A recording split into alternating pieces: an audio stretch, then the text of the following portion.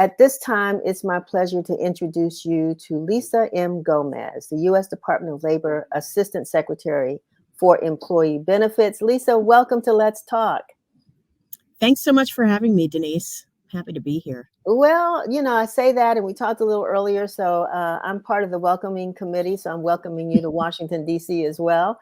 Thank you. Yeah. How do you like the city? You said you've been here for about a year. I've been here about a year and a half, coming from New York, New Jersey. So I've always loved Washington, D.C. I'm kind of, getting to know my way around and visiting places. So it's great. It's been great. Wonderful. And so you're at the U.S. Department of Labor. It's my pleasure to have you as our first guest from the Department of Labor, and to come at a time when we really do need to talk about the whole issue of, as someone said earlier, mental wellness.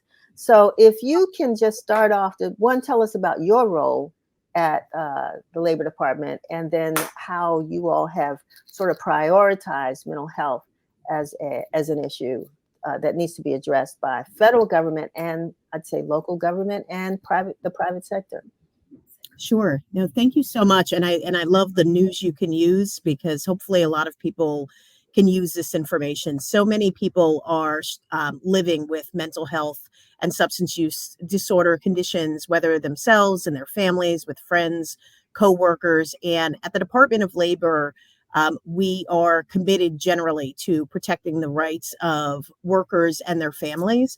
And at the Employee Benefit Security Administration, which is the agency within the Department of Labor that I have the privilege of working with and leading, our main goal is to protect health and retirement benefits for America's workers and their families. And particularly, one of our largest focus is on mental health and substance use disorder benefits, because mental health wellness is such a critical part of wellness for everyone. And we want to be a great resource for people that need help in accessing benefits.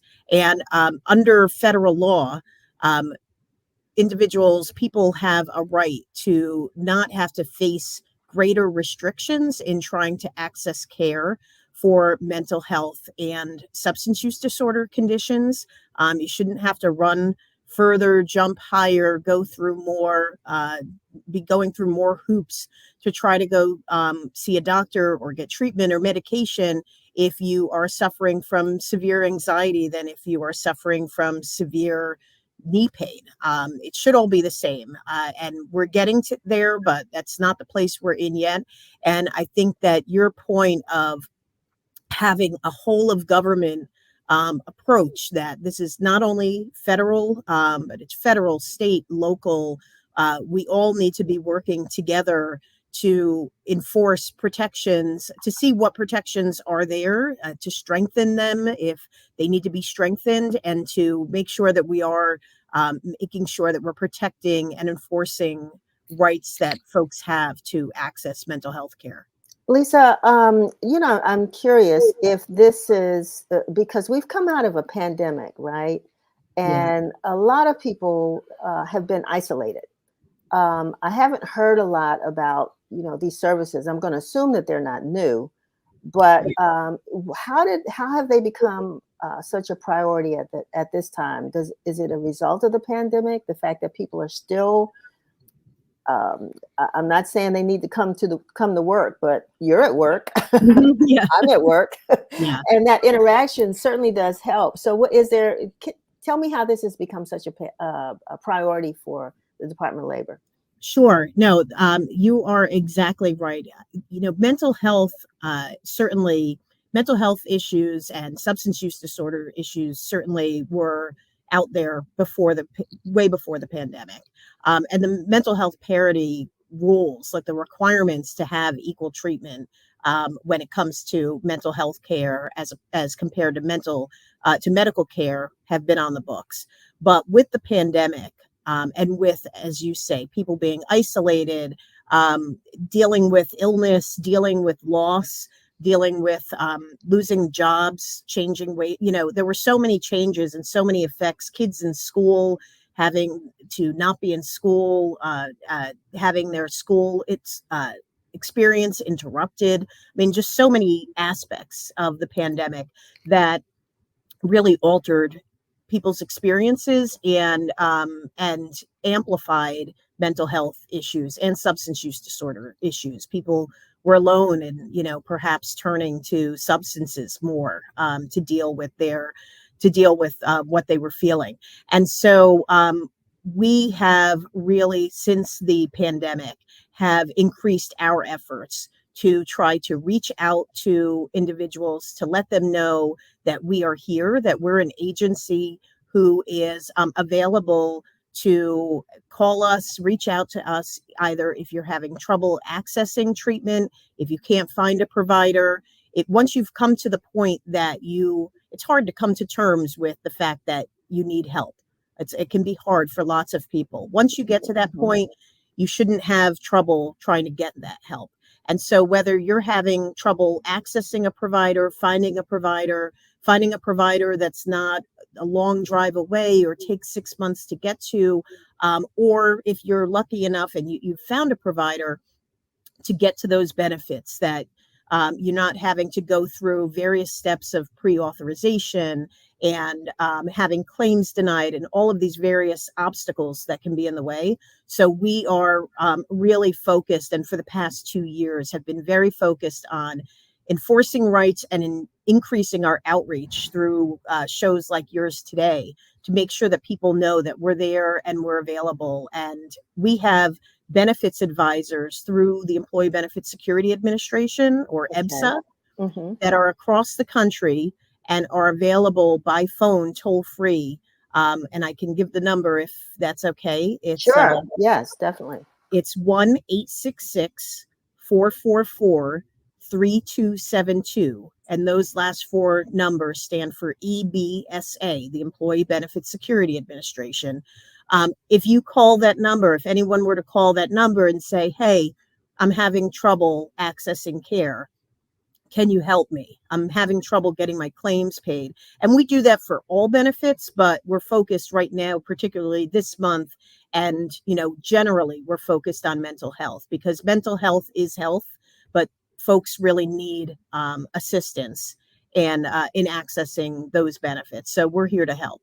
When you talk about employees, is there an additional responsibility on the part of the employer at this point now to make sure that employees know what their rights are?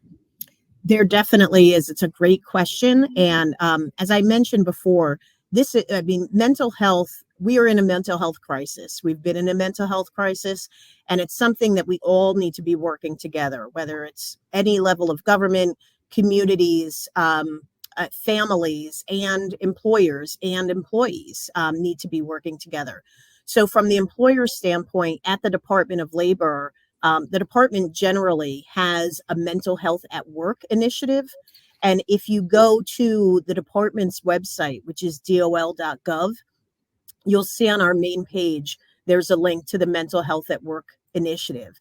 And we have information there, both, to your point, to employers, to explain what obligations employers have with respect to their employees when we're talking about mental health, different resources that employers can use about how to help their employees. And so we have a lot of information and publications, links there for employers. We also have information for workers, not only for workers who might themselves be living with mental health conditions or substance use disorders, but for workers who may be working with people who are struggling, to give them information on how you can help your coworkers. So it's a great website, and I really commend people to take a look at it. We're almost out of time, but I hate to, beat up on employers. But the point is, if an employee files a complaint, right? What what are they asking for in that complaint, and how do you monitor to make sure that their complaints are being addressed in a timely manner? Because that could be stressful. Just filing a complaint is stressful, right? Sure. So, and then you file a complaint, you don't hear from anybody, so then that's even more stressful. So, what is that Right. process? If you could tell us Right. briefly. Sure, sure. So when it comes to accessing your health benefits, we don't have a system like with some government agencies where you might just file a complaint and then you wait to hear what happens. With us, you contact us either by phone or by accessing our website address, and we're dealing with you directly. It's not just a filling out a form and never hearing, or waiting to hear. We're communicating with you every step of the way, and trying to help you on working with your employer, your health plan, to make sure that what you need, you get the answers that you need. So I really recommend that people call and we can be a resource. And this is for all employees. I mean, this is not just, even though it's a federal law, this doesn't relate just to federal employees. This is all employees that we're talking about. And there are different, depending on where you might work, there might be different resources available to you, but you can always come to us. And if we're not the right place, we can point you in the right direction. So it's a great number to keep in mind. Thank you, because you just answered my next question. Because I also wanted to ask, as I said, we have relationships with chambers of commerce in the DC area, small businesses, and just some people may be wondering, well, what is my obligation as a private employer to make sure that we are taking care of our employees in need of care? And is there anything you could tell us about that? Sure, I'd be happy to. Again, this is a group effort. So we love to get folks involved no matter what business, type of business, size of business, where you're located.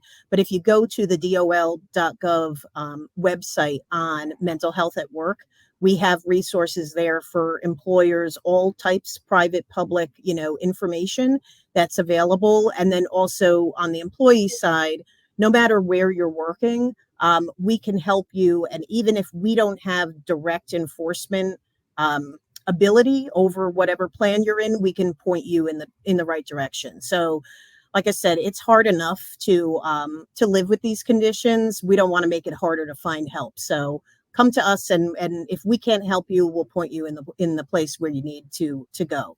Well, I think just you being here with us today, Lisa, is just a tremendous relief, and hopefully folks have heard this message. They'll continue to hear it as we share it, post this interview, to know that there's help out there. And that's what people need to know, that there is help. I feel better that I'm you are so here. glad.